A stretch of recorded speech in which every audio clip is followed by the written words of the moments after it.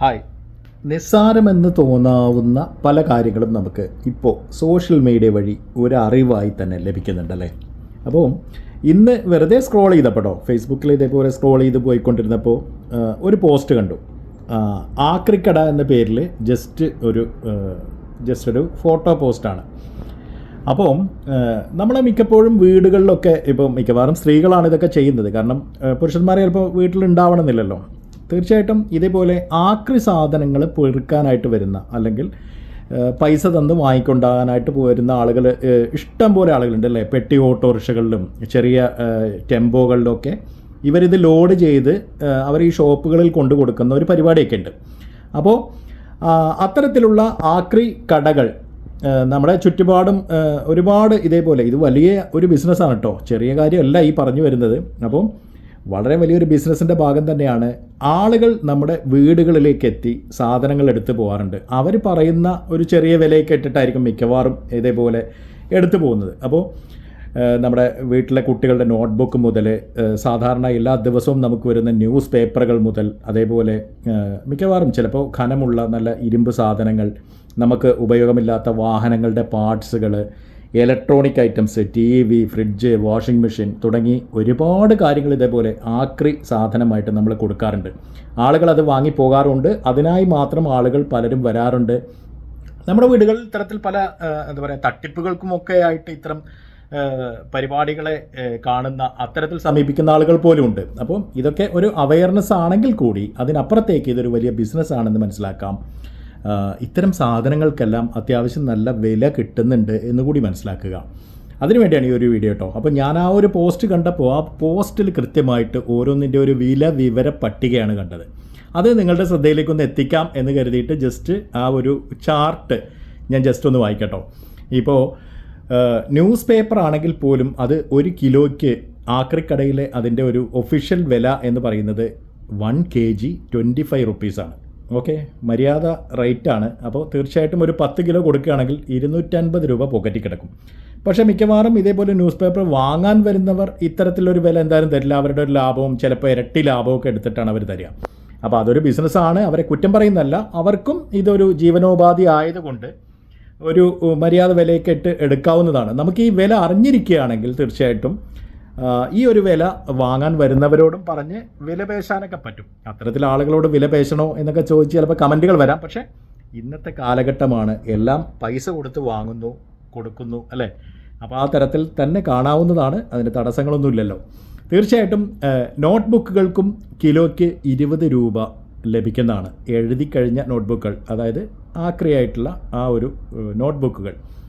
മറ്റ് പുസ്തകങ്ങൾക്കാണെങ്കിൽ ഒരു 15 രൂപയ്ക്കാണ് ഇവരുടെ ആക്രിക്കടയിലെ ഒഫീഷ്യൽ റേറ്റ്. അതേപോലെ തന്നെ മാസികകൾക്ക് ഇതേ 15 രൂപ വരുന്നുണ്ട്.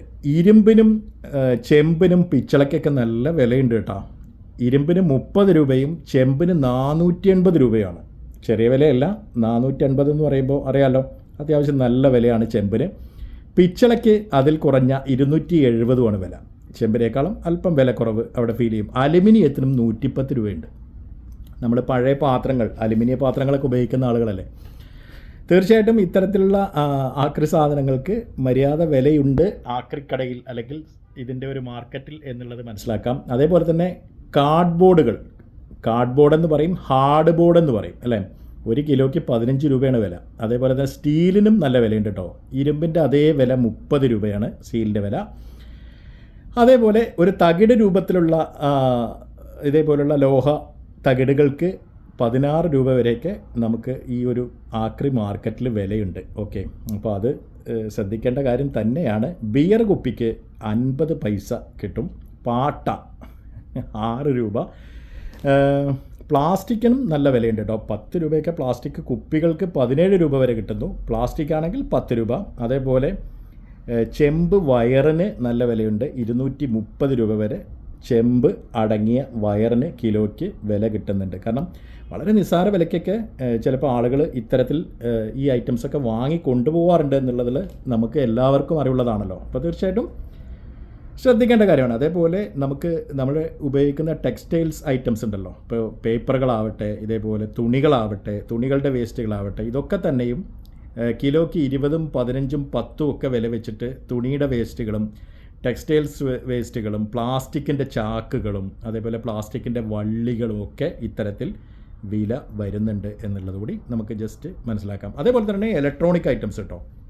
അതായത് ഇപ്പോൾ ടെലിവിഷൻസിനൊക്കെ ആണെങ്കിൽ പഴയ ടെലിവിഷൻ വർക്ക് ചെയ്യാത്ത സംഭവം 175 രൂപയൊക്കെ വില ഇട്ടെടുക്കും. ചിലപ്പോൾ ഇതൊക്കെ ഡിപ്പെൻസ് ആണ്, ചെറിയ വ്യത്യാസങ്ങൾ ഉണ്ടാവാം, കൂടുതലാവാനും സാധ്യതയുണ്ട്. അതേപോലെ DVD പ്ലെയറുകൾ, mixie, ceiling fan, washing machine തുടങ്ങി ഫ്രിഡ്ജ്, വാട്ടർ പമ്പ്, വണ്ടിയുടെ ബാറ്ററി, അതേപോലെ മോട്ടോർ സൈക്കിൾ, പഴയത് ഈ കുട്ടികൾ കളിക്കുന്ന ഐറ്റംസ്, സൈക്കിളുകൾ, ഇതെല്ലാം തന്നെ 2000 രൂപയൊക്കെ വില തന്ന് വാങ്ങുന്ന കടകൾ, ആക്രി കടകൾ നമുക്ക് ചുറ്റും തന്നെയുണ്ട്.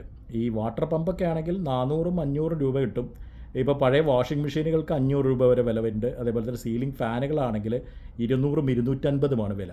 മിക്സി ആണെങ്കിൽ 120 മുതൽ ഒരു 200 വരെ വിലയിട്ട് ആക്രി കടകൾ എടുക്കുമെന്നൊക്കെയാണ് ഈ ഒരു ലിസ്റ്റ് പ്രകാരം നമുക്ക് മനസ്സിലാക്കാനാവുന്നത്. എന്തായാലും ഇത്തരത്തിൽ സാധനങ്ങൾ കൊടുക്കുമ്പോൾ ശ്രദ്ധിക്കുക, നല്ല വില കിട്ടുന്ന ഐറ്റംസ് തന്നെയാണ് ആക്രിക്കടകൾ. പക്ഷേ നമ്മുടെ വീടുകളിൽ വന്ന് എടുക്കുന്നവർക്ക് അവരുടെ ജീവനോപാധി കൂടി ആയതുകൊണ്ട് ചെറിയൊരു കമ്മീഷൻ ലെവലിലൊക്കെ അല്ലെങ്കിൽ ഒരു മര്യാദ വിലയിട്ട് നമുക്ക് അവർക്കും കൊടുക്കാൻ പറ്റും. എന്തായാലും ഒരറിവും ചെറുതല്ല എന്ന് മാത്രം പറയാൻ വേണ്ടി ഈ ഒരു വീഡിയോ കേട്ടോ. മറ്റൊരു വീഡിയോയിൽ കാണാം. Good bye.